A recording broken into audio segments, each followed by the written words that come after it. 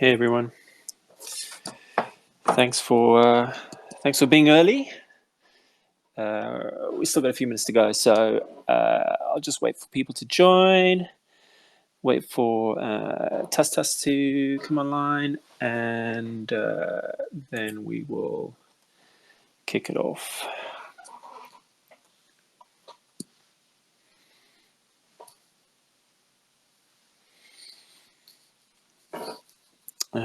I will try my best not to mess up the recording. I've not recorded one of these before, so hopefully hopefully no mistakes. Tusk, there you are. Let me invite you in.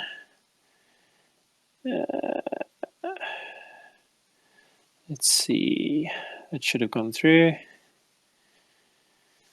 Wait for you to join as a speaker. Thanks everyone for taking the time on a Friday. I think Friday morning for a lot of you. Friday afternoon for me. Tus, thank you for getting up not too early, I don't think. I think you're still muted. Hi. Oh, absolutely. So thrilled to be here. Always going to sing the praises of LiquidLands. So thanks for having me, dude. Thanks, buddy, man. No, thanks for accepting. I thought it'd be good to do something different. I've been doing a couple of sessions with different collections, different projects. Spaces like this and other sessions done with you guys. And I thought, well, actually, it'd be nice to start setting these up ourselves and start talking more about the game itself. The strategies and what's happening, what's coming, and just various different aspects of it. So you're the first. We're gonna have to, nice. No pressure. We're gonna have to make it a good one for everybody.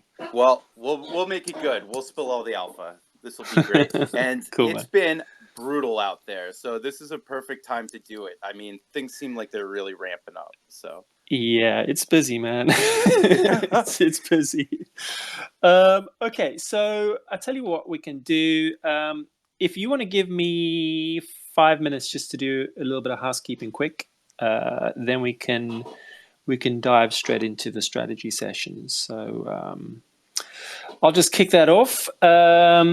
So yeah, I mean, I think everybody on the call here knows the game. If there is anybody who's joined this call by accident, you might want to leave now rather than get addicted to this game. It is a lot of fun. I'm having a huge amount of fun building it, and I know a lot of people here are enjoying playing it. So it's just such a rewarding experience at the moment. Couple of exciting things. I am trying to grow the team a bit. I just can't do it all myself. I need to focus more and more that I can on building the game and the code. So I'm trying to get a few people on board with respect to community management, to creating content, to setting up a wiki, all the kind of stuff we need to grow as a project. So, if you know anybody or if you're interested yourself, reach out to me via DMs. A lot of people in this space work sort of part-time in this space. So, I'm more than happy to talk to people about, just doing a few hours a week if that's something you want to do.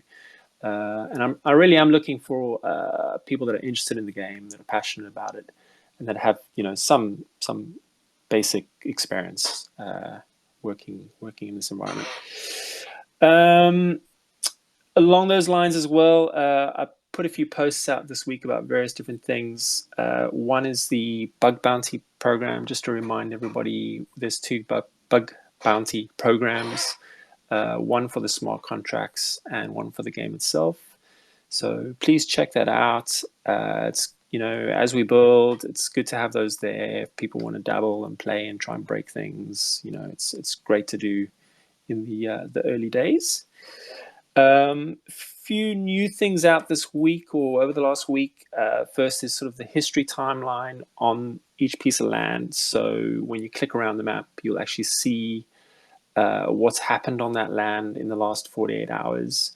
I know we'll probably talk about it in the strategy session. It's definitely opened up a few more possibilities a bit more information you can assimilate before deciding whether to attack or whether to move on. So we'll get into that. And then we also added raiding, which I think we will also talk about today. I don't see a lot of people using that to their advantage yet, but you can actually harvest, in a sense, quite a lot of raw bricks just by raiding the right land. So that's something to talk about. We'll get into that in the strategy. And then a bit of exciting news. Probably in the next few days, it's already all done and working, is the map expansion, something I'm sort of loosely calling Realms. And this will basically allow us to zoom into part of the maps and play slightly different set of game rules in certain sections of the maps. So it's coming soon. I'll post a lot of information about it. It's all built. It's in testing at the moment. It's looking good. And that should allow us to start moving towards cities and, different types of capabilities and explorers and achievements and skills, and just sort of, making the whole experience a bit more detailed, I should say. So keep an eye out for that. That's coming in the next few days. And that's it. That's all I really wanted to cover, just from a housekeeping and news point of view. So Tusk. Over fantastic. to you, my man. I'll kind of, I'll throw in some questions. Maybe I'll throw some questions to start, and then I'll try to keep an eye out if anybody else is posting questions. You can just post on the LiquidLands channel if you want, anybody that's here. But maybe to start, first question, your journey, your journey with LiquidLands. I mean, we've only been going 6 weeks, but your journey with LiquidLands, you kind of started. You started off as a solo player, and then you roped in your Mooncats to play as a pretty strong faction now. So give me a little intro to how you got into it and how you made that transition to dominant, strong, powerful faction. Well, yeah, for sure. I mean, first of all, I'm joined by my fearless leader, Paws, on Welcome, the Mooncats Paws. account, and Hello. we have slightly, different strategies in different areas. So we'll get to kind of explore some of those differences, I think. But I've always been kind of a degen gamer, I think, in the background. I'm a competitive Warhammer player, and so I just really like, clean game design that scales well. That's not to say that is the game Warhammer, but that's what it is at its best. And so when I found LiquidLands, it really struck me as, hey, this is like a risk game, but anybody can come in, and it's got this really great mechanic where you can just pick up the game and start playing at any point and really not be at a crazy disadvantage. You're definitely at a disadvantage, picking up and playing against players who've been playing for a while since the start of the game, but it's nothing you can't overcome. And that really appealed to me, just this jump in and kind of play. It got its hooks in me really quick. And again, there's something to this like social layer of NFTs that we all can feel when it comes to like, NFT community. What are you buying into? What are you holding? What do you identify with? There's something that really lends itself to that identity in this game. You really do want to rep your faction. You want to carve out land and hold it to be visible on the board. You got a chip on your shoulder because of how the whole thing is, working with other players. It really it's down the rabbit hole once you get going. So it got its hooks into me, no problem, probably by way of the Mooncats team, because Midnight Lightning and Paws and I kind of all jumped in roughly right around the same time. In fact, I think it was Midnight Lightning who did the first early looks at what was going on over at LiquidLands and just said, hey, this looks like kind of an innovative, cool thing. And as soon as we got in there, we're like, okay, the Mooncats need to know about this. This is crazy. And that's how we found it. Brilliant, man. So I've seen you post a few, let's say, it's not threads, but fairly lengthy analysis of how to go about things in your faction channel for LiquidLands. And can I just say that, like, what a great idea that is, like having a channel where you guys coordinate. I lurk there all the time, by the way. I'm in there pretty much every day. No, well, like, you have a cat. I like try not to ping you too often in that channel because I'm like, he's probably busy programming and doesn't want to be like annoyed by pause all day. No, exactly. I mean, I just like to dip in. And there's a couple of others, by the way, as well. A couple of other projects that are doing the same thing. And I kind of skim through them because I get a really good taste of what people are not struggling with, but like, you know, the kind of questions that come up over and over. And also then I see the level of strategy that you guys are, for instance, deploying. And there's a handful of projects. I won't name them all now, but you guys are definitely one of them that are sort of taking strategy to quite an interesting level. I mean, you're looking at where to place different players, who's going to be a clearer, who's going to be like a blocker, who's going to go, like, you identifying other factions that are fatigued, you're going after them, you're trying to control pieces of the map. I mean, absolutely. You know, tell me a little bit about how that's evolved for you, and we can get into some of the individual strategies. I don't want you guys, like, I don't want you to give away too many of your secrets. I mean, I think people should head over to your channel and they can don't worry, it's not on the bulletin. I have a bulletin list here, and it's not on the list to give all the secrets, but some of them definitely. Yeah, give us a feel for how it's evolved for you. It obviously started simply, and I know it's changing as new mechanics get added to the game. Yeah, but that's give us a little taste of that. I think that's the starting point for all of this, is understanding that LiquidLands is very much a ship of Theseus, right? So it's being constantly built while it's afloat and moving forward, and you really have to adjust. And all of this is my opinion, but I think you really have to adjust your strategy for this idea that the game's going to be changing fairly constantly. And how I break that down is thinking, okay, well, you have your micro actions, you have your actions that you take, and then there's a whole boatload of actions that are out of your control. Things like raiding mechanic was just added, or we have a map expansion coming in, or this could be a new faction onboarding that you didn't plan for. Those are all kind of like macro effects on your ability to play that are really out of your control. So when I approach some of this game, it's about, okay, what's going to sustainably like curve me into this game in a place where, you know, I'm playing above curve slightly. I'm not looking to, like, you know, min max to the extreme. I'm looking to beat the odds just slightly on the curve and perform well on that curve. And so the first thing with LiquidLands that I noticed is it's constantly in flux, and we have this slight curve to the brick minting price as well. And that sort of spurred a little bit of fire under me to, you know, race for any bricks that I really wanted to get done early. So I think, you know, looking at the total map, that was the first thing I was struck by. It's going to constantly be shifting. So what can you do that's going to scale well into the game no matter what direction it takes? And then B, this idea that there is a bit of a race. You are racing against other players to establish yourself. Theoretically, there's going to be a time where we're onboarding so many new players that really the only differentiation between yourself and a weaker target next to you, in the tile next to you, is going to be little like micro edges you can give yourself. So with all that in mind, you know, this is my personal strategy, but I've focused on defense a lot. And the reason being that is a static buff on the board that everybody can see constantly, especially new players. I'm sure people here have experienced this, but how many new accounts do you see coming into the game and spamming 30 attacks at you like it's nothing? Yeah. That's a real thing to guard against. And I think it'll become, you know, more pronounced as we onboard more people, that's something that we have to kind of account for.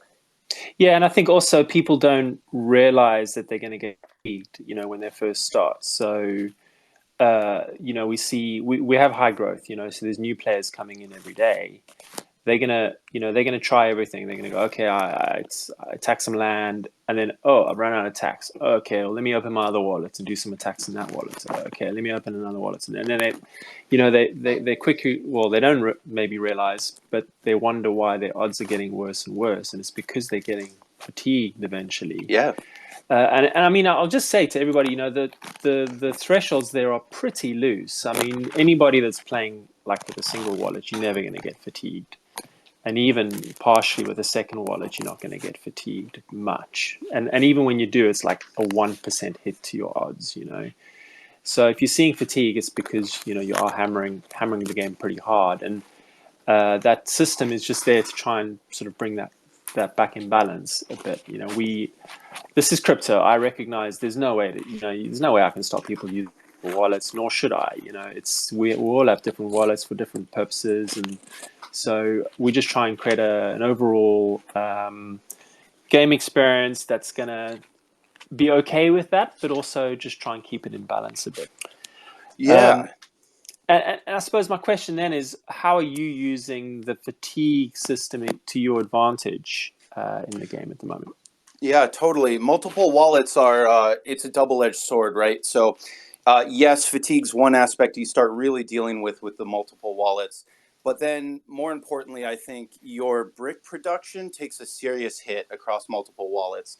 You're not really pooling into one wallet, and that makes it a little bit difficult to mint higher amounts. You have to deal with transferring assets as you mint from the different accounts piecemeal, and that's kind of a big pain. So that's something I've experienced with. I found my happy medium at 2 accounts where they're both fairly buffed out, one with 10 plus explorers, one with about 5 plus explorers.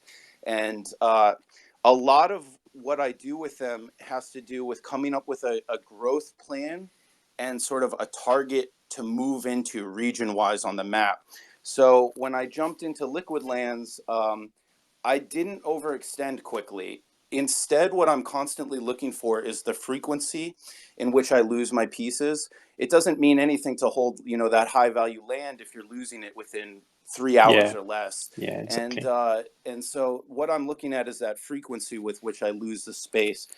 What I want to do is establish my accounts with some sticking power and make sure that I'm not getting strung out and suffering from attrition. Once you get into attrition where, hey, I have 15 pieces placed, or it's more often 10 pieces placed, and they're getting knocked off one by one, but I can't regenerate attacks fast enough to retake those spots.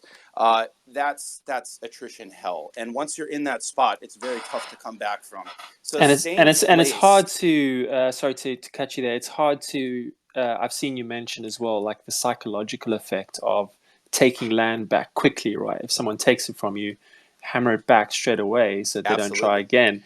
Now, if you used up all your attacks, you can't do that. You've just lost that option. You want that reserve of attacks. A lot of this game, I kind of put it at maybe 30% strat, 30%, this psychological warfare, and then 30% plus resource management. And I think the psychological factor is really important. Having a reserve of attacks to contest land and show that you're not going to just, be an easy target. You're not going to cede the region. You're not trying to, what I would say is you're not trying to outrun the bear. You're trying to outrun the person next to you. Yeah, exactly. You just want to be a less juicy target than that square next to you. You're never going to be immune from attacks. Just make yourself a not easy target. Yeah, that psychological effect is real. There's so many interesting dynamics to that because there is no spatial limitation in the game. Like, we haven't put movement or anything in. So it's not like you have to move your pieces around the board from tile to tile to tile. You can attack anywhere. But still, people are very reluctant to go and attack right in the middle of a solid section of another faction. If you take a section, you take a faction that's controlling like a continent or a part of a continent, so few people will try and attack that, or they'll try and attack the edges, even though it makes no difference where you attack. Absolutely. Inside or outside. There's just that psychological effect there. And I know there's if I attack something and it gets taken away from me straight away, I'm like, I'll just move on somewhere else, man, because I'm burning through attacks here for no reason. I want to find the less determined person to go. And I should just say, while I'm talking here, I play badly, so obviously I have like God mode insight into everything happening in the game. So I kind of just dabble with some of my players. I usually have, around 5 players on the board. I tend to lose them quite a bit. People mustn't worry. I get targeted a lot. I'm not using any special powers or anything. I just play it to get a feel for what's happening. I try different things to see how people respond. So I just want to put that out there as a disclaimer. Like, don't worry, guys. Like, I'm not, I'm not doing anything I shouldn't be doing there. Absolutely. All right. So that's really interesting. How are you adapting as a faction to your strategies? I've seen you, and I'll throw some questions here. Like, I've seen you talk about, whether some people should go onto the edge of your territory, whether some people should hold internally. I don't know if you're looking at saying, well, let's say I've got a player who's got, they should put half their explorers into safety, and then maybe 2 or 3 explorers they put on the edge, and those ones they defend or attack continuously and use up their attacks to hold that. Because we're playing with that psychological idea that people don't tend to attack internally in your space. They tend to attack on the edges. So are you moving players around you to cater for that, or what are you doing there? Yeah, my mentality there is... What can you tell us? All parts of LiquidLand need to be liquid. That includes your account movement. Like, you're in constant rotation if you're going to be beating this idea of the curve in gameplay as it changes. You're going to have to be in constant rotation. As a faction, thinking about this idea of safety in numbers, to me, the real benefit of safety in numbers is from lazy attackers. Lazy attackers look at a group and, shouting out homie G's in Africa or the Poos in Alaska, you guys are killing it with what you're doing. And the reason is because if you look at that account and try to single out one account from all of those accounts, you're going to have to spend a lot of time doing that. Most people will choose not to do that. And so instead, they'll just go into the group or attack the fringes. And what happens is you end up spreading your attacks among several accounts, which then rotate some pieces and hit you back piecemeal from multiple fronts. And because you're fighting 5 accounts that you didn't really know because you went into the group, you get annihilated in return, and attrition gets you, and you can't hold it. And there's this incredible power to grouping up as a faction in any kind of region, whether it's like, low brick or even, the higher brick 0.3 spots. The whole thing shifts to another level when you have role pieces. And now you have all of that faction goodness kind of protecting you, but now you have a plus 30 sitting on a 1.8 brick square. That's where stuff in the game really starts to shift and take off for specific accounts. Because that network effect of your faction support behind you, it really has this symbiotic effect where it helps your faction to have a power piece on a major region, and then your faction helps you in return by padding that out. In the same way, the faction can kind of protect the edges of a region and push a bit heavier outwards with smaller accounts, basically trading accounts with, high fatigue attacks and just trying to push your borders out. And then you can have your more established faction accounts move in and take those squares and try to increase land grabs. And I've seen some factions using this to like really good success. And some are, naturally coordinating. Some are coordinating on Discord. Some are just bigger accounts controlling multiple things. There are many ways to do it, I think, but sticking in groups is what allows a lot of that. Well, all I'd say that with that though is if you are you're going to be attacking with different players, and say one of them is going to get fatigued, make sure the rest don't get fatigued as well, like the rest of your team, because if you're all playing with the same kind of PFP, it's easy to identify. And I've seen that where I've gone in and I've attacked one piece, and it's like, oh, this is very high fatigue, and then and they're all in a cluster, and I attack the next one and the next one and the next one, and it's like you can go and get 10 pieces of land in one set of attacks. Yeah. Yep. Twice a day, we basically call out on the Mooncat server where the factions are exhausted and what might be good lands to take, because you might as well. There are times where a faction gets so exhausted that we'll have like 80 to 90% success on those tiles. And particularly with the rating mechanic, like if they haven't collected recently, you can score like a bunch of bricks just doing, counterattacks against someone who's, using 5 or 6 wallets and spreading out all of their faction. And it's just like, well, you didn't collect before you started grabbing land back. So now we'll just find all your weak ones and plink them off and steal all your bricks. Thank you. Yeah, so it's definitely worth keeping that in mind if you are going to have some getting fatigued, to make sure some of your players are kind of almost held in reserve and are ready to counterattack and not be swept away with the rest of your team. Yeah, don't let your lost battle become your faction's lost war, if that makes sense, right? Just because you traded back and forth and didn't have the success you want, you've probably pushed them to 90% win rates if you're on if they're on hard fatigue. And if you call that out to your allies, whoever they are going to leaf blower those accounts right off, and they're going to hold that for a solid 12 hours because you just exhausted the counterattack. So there's a lot of benefit to just, being a bit selfless and just saying, hey, my account's dead now. I got to wait 12 hours for new attacks, but I need some backup here. Go sweep these guys. Yeah. Have you seen this kind of history timeline that you get on each piece of land? I mean, it's a funny story. When I turned that thing on for the first time, like obviously I made it and I turned it on and I went and clicked around the map. I was like, oh my God, some of this land is turning over like every 5 minutes. Like Costa Rica, it was just like flip, flip, flip, flip, flip, flip, flip. I'm like, no one's getting anything out of this land.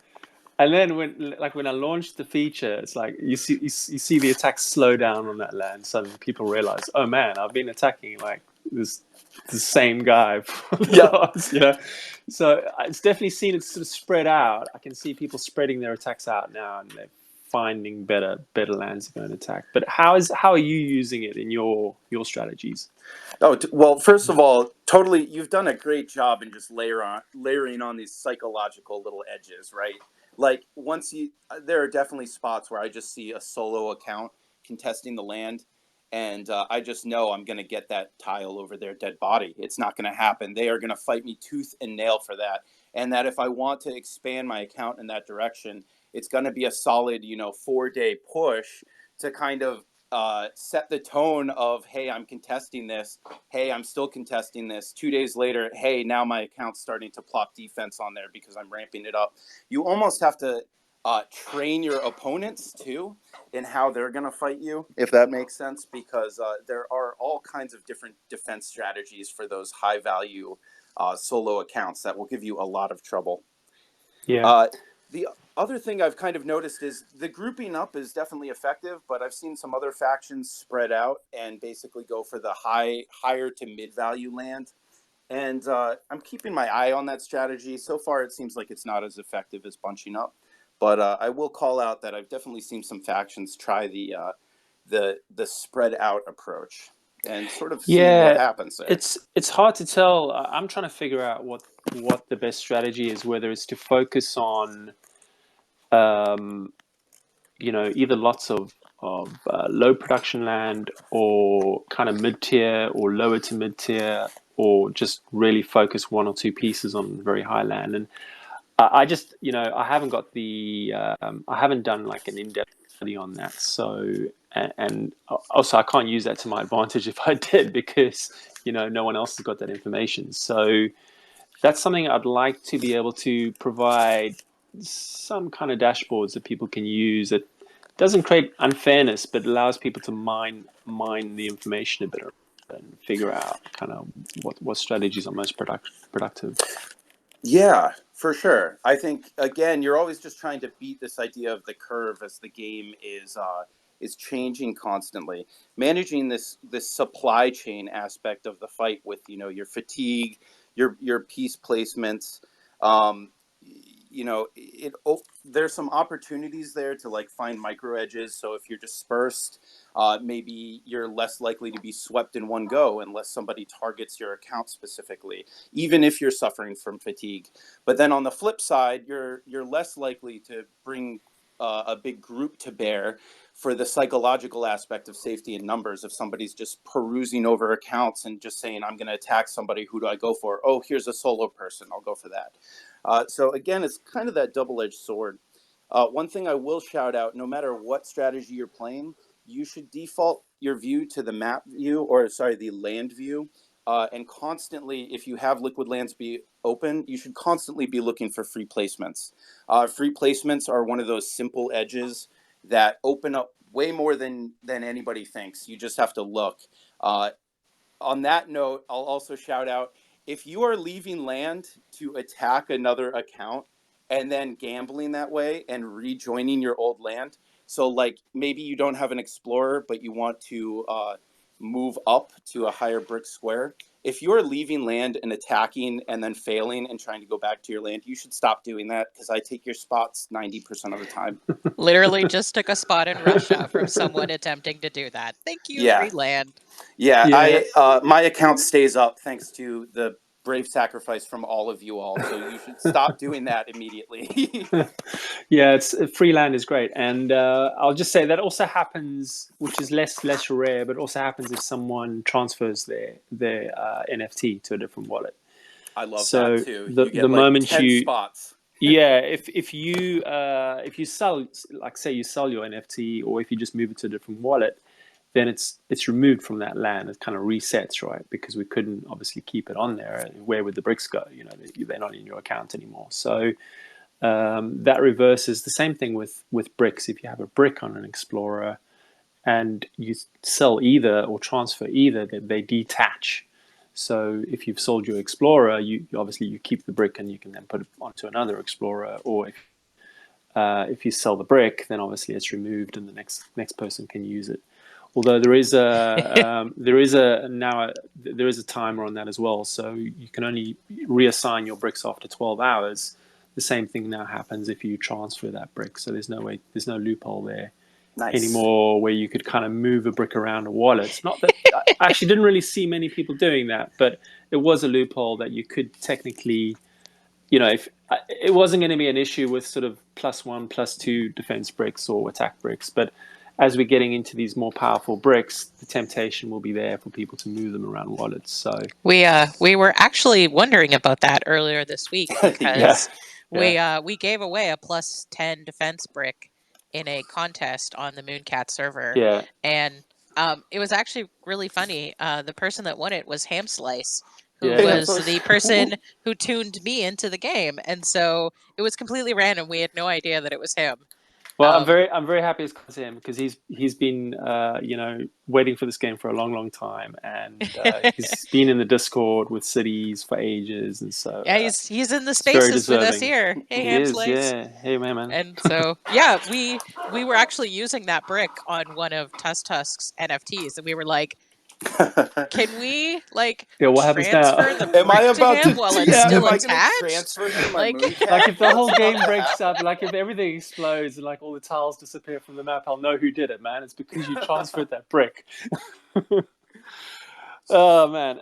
Okay. So so it's interesting, and I'll just say, just latching onto the idea of sort of targeting accounts, like there's definitely that timeline has opened up that possibility now, where if you attack a piece of land and it's like, oh, this guy's really fatigued, you can't click through and see where else they're stationed. Or if you raid land and you suddenly get a lot of bricks from that raid, you might think, oh, maybe this person's also got other land they haven't harvested yet. Maybe they've been asleep for the last 7 hours, And so there's more and more insight getting added to the game, and I'm going to be adding even more, all this what we call meta. There's all this stuff that's going to go on the sides that people can mine and click through and find. And so as a player, you've got to be aware of that, like you're playing in public. So make sure you mix up your strategy. If you're going to be risking a long harvest on a piece of land, like I'm gonna get this thing to 12 hours and I'm gonna harvest it, make sure you're not doing that with all your land, because if someone attacks you, gets loads of bricks from the raid, they're just going to click through and start attacking the rest of your land. Yep. So mix it up, harvest some quickly, harvest some long if you're going to go for long harvests, but don't sort of do all your land at the same time. And I will say I play different tiles slightly differently. So my bigger, I'm going to get blown up for this probably, so I'll regret saying this, but my bigger tiles I harvest probably every 8 hours. And my small tiles I let ride for a lot longer, maybe 12 hours. I also have a tendency to gamble on my small tiles with leaving land. So after 4 hours, you're allowed to leave land. The cool part of that mechanic, though, is you can keep all the bricks on a 50% dice roll. I'm a dice guy, and so that's really attractive to me. A 50% gamble to take all the bricks is kind of fun when I get the added bonus of freeing up a placement for my big account, which is the primary reason I'm leaving the land.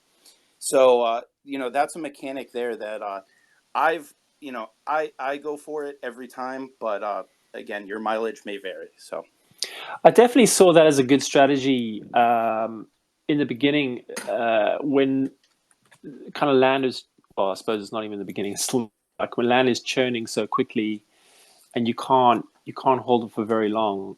There's it's not a bad option if you're a few hours in to just sort of try, throw that dice, that 50-50 a few times, and you might come away with a lot more.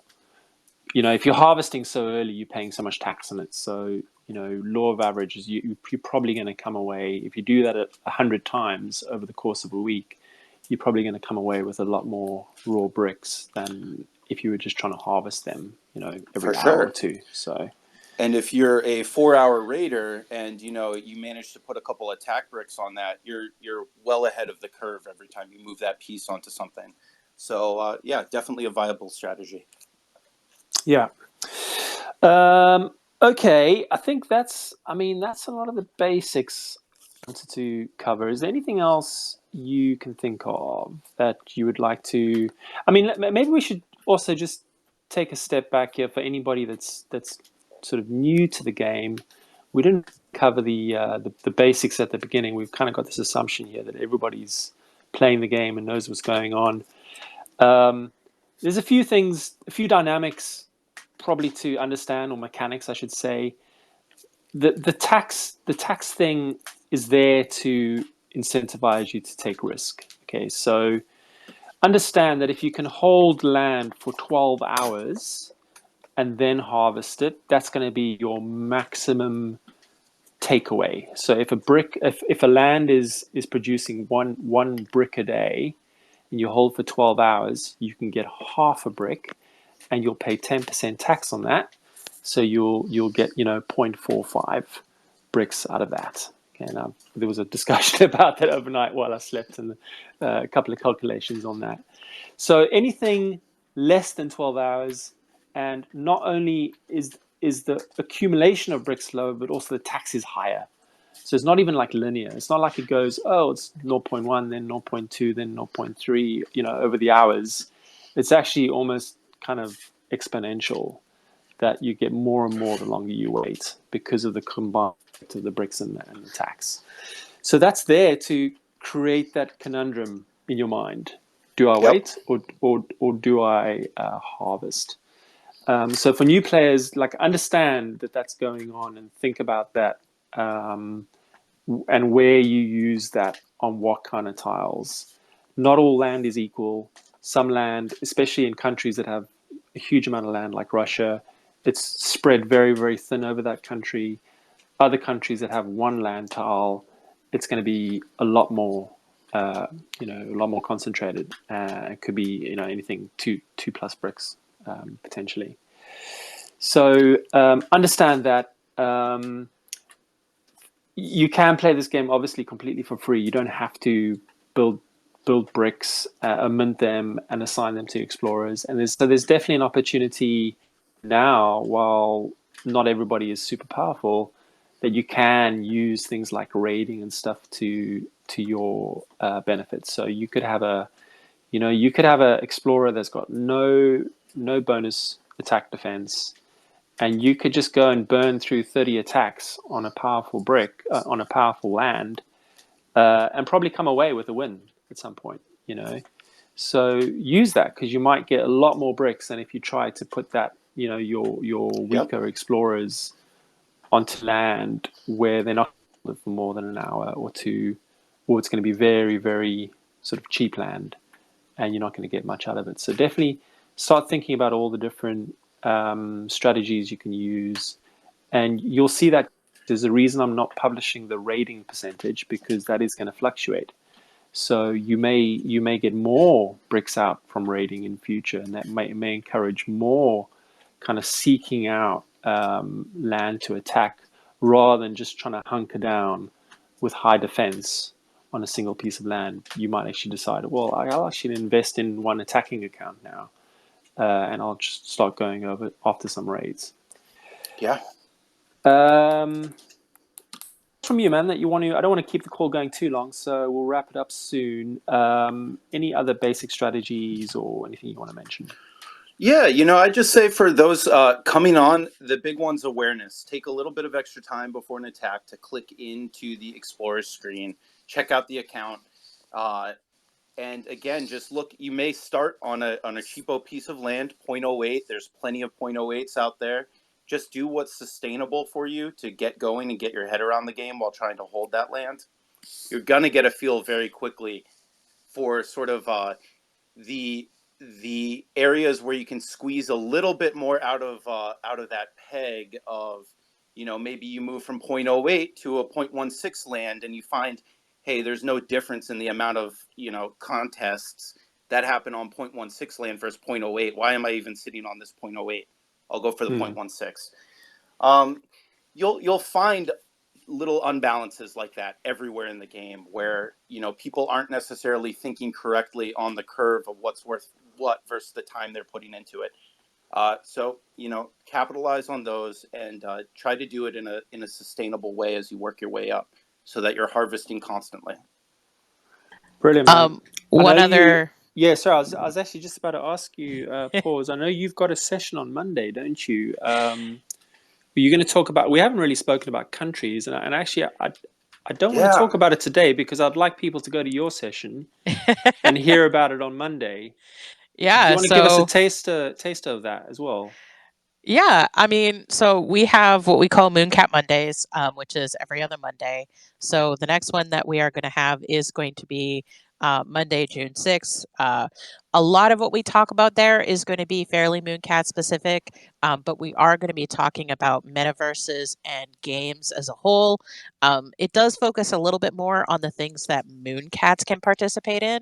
But honestly, if you want to sneak in and get some LiquidLands alpha, the LiquidLands channel is open to anybody that's on the Mooncats server.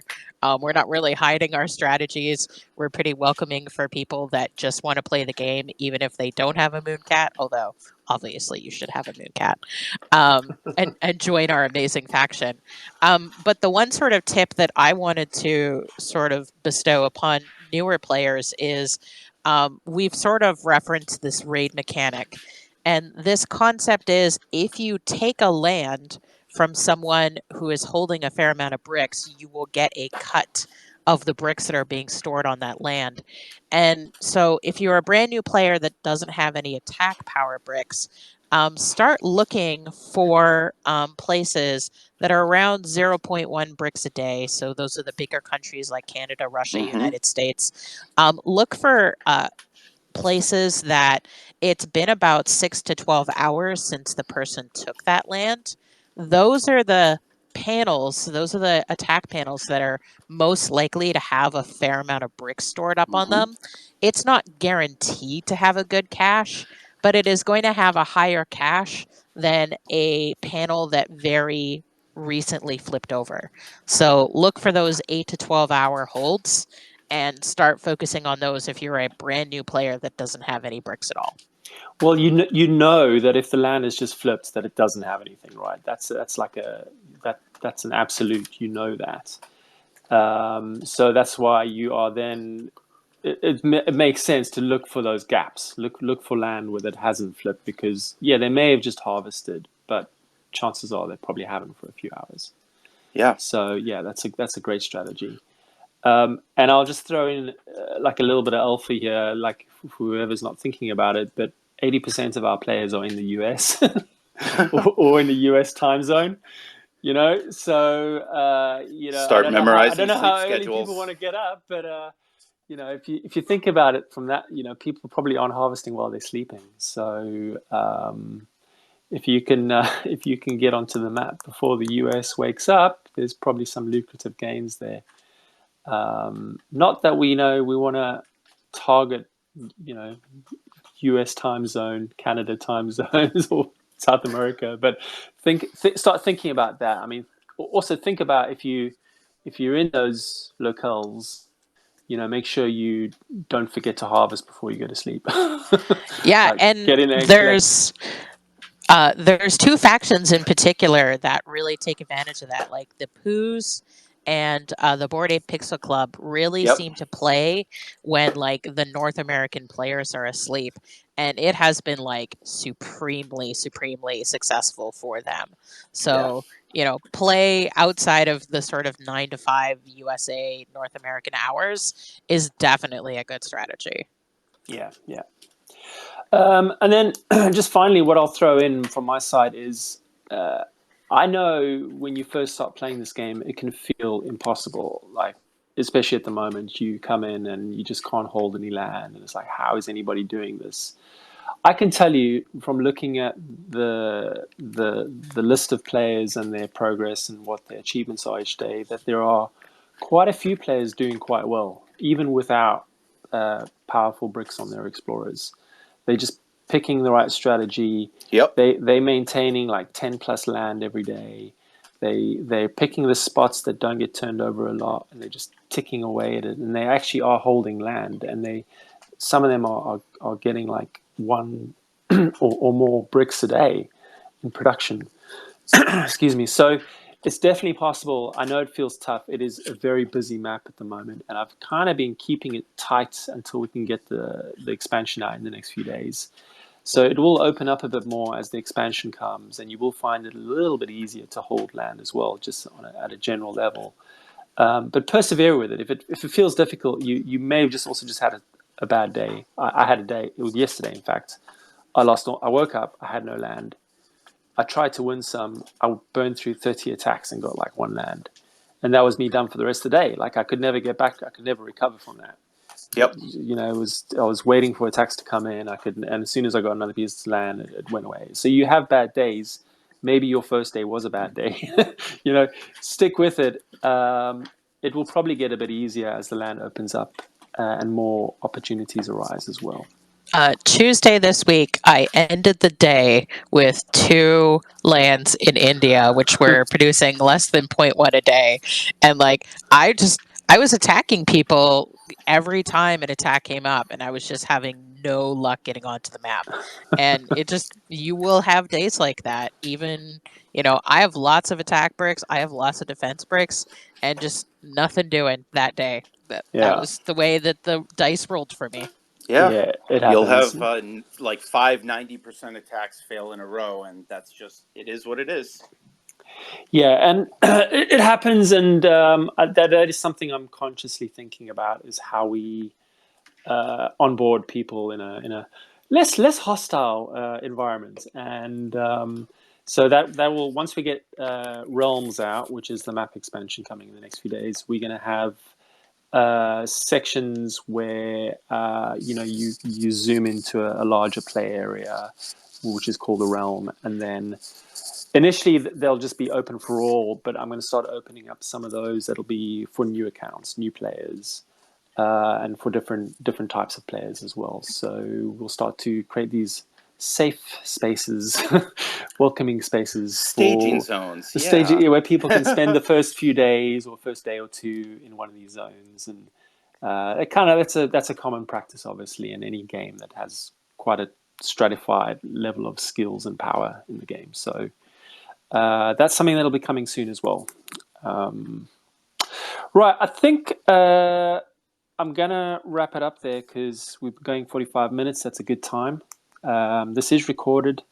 We'll do more. I think I'm doing a session with homies next week as well. So hopefully that one's also going to be recorded. And anybody that's sort of representing a project here or a faction, I'm more than happy to come on calls and discuss different things with your team and your audience and your members. So just reach out to me. I'm super busy, but I try and slot at least sort of one in a week and just chip away at them as well. Oh, looking forward to it. Yeah, thanks for your time today, Dave. We totally appreciate it. No, thank you. Thanks for coming on. Thanks, everybody. Cool. Have a great weekend. Thank you all. Cheers. Bye. Happy hunting.